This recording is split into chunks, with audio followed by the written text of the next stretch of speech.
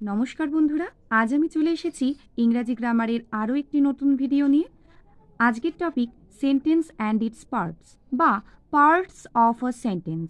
আমি অলরেডি আগের ভিডিওতে সেন্টেন্স কীভাবে গঠন করতে হয় তা নিয়ে আলোচনা করেছি।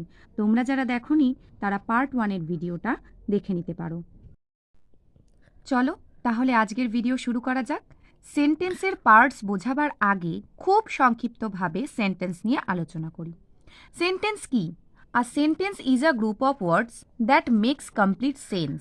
একটা সেন্টেন্স হলো কতগুলো শব্দের সমষ্টি যা মনের ভাবকে সম্পূর্ণভাবে প্রকাশ করে।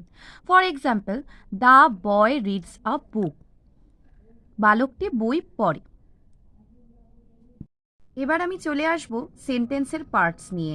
Every sentence has to parts, number 1 subject and number 2 predicate. তাহলে চলো জেনে নেওয়া যাক what is subject. The subject tells us who or what the sentence is about.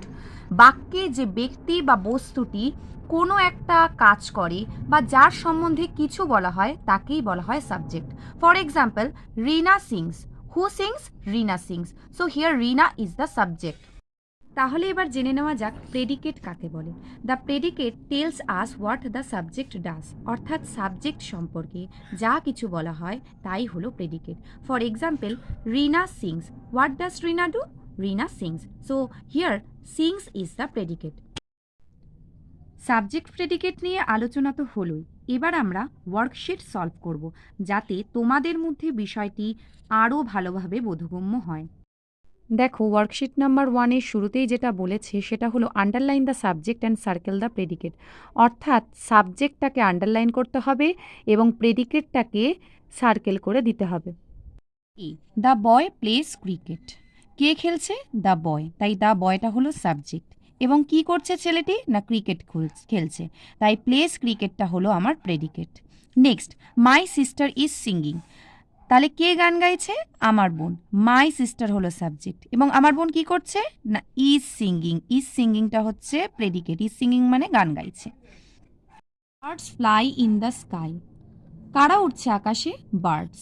তাহলে বাক্যে আমরা কি জানি? যার সম্পর্কে বলা হবে সেটা হলো সাবজেক্ট। তাহলে বার্ডস সম্পর্কে বলা হচ্ছে যখন বার্ডস হলো সাবজেক্ট, আর বার্ডস কি করছে? না আকাশে উঠছে। তাই ফ্লাই ইন দ্য স্কাই এটা হলো predicate. Next, the dog is barking. কে বার্ক করছে? ডগ। তাহলে দ্য ডগ হচ্ছে সাবজেক্ট আর প্রেডিকেট হচ্ছে is barking. Next, the teacher explains the lesson. কে এক্সপ্লেন করছে লেসন? টিচার। তাহলে দ্য টিচার হলো সাবজেক্ট আর এক্সপ্লেইনস দ্য লেসন হলো প্রেডিকেট। এবার আমরা চলে আসব নতুন একটা প্যাটার্নে। Match the subject with the correct predicate.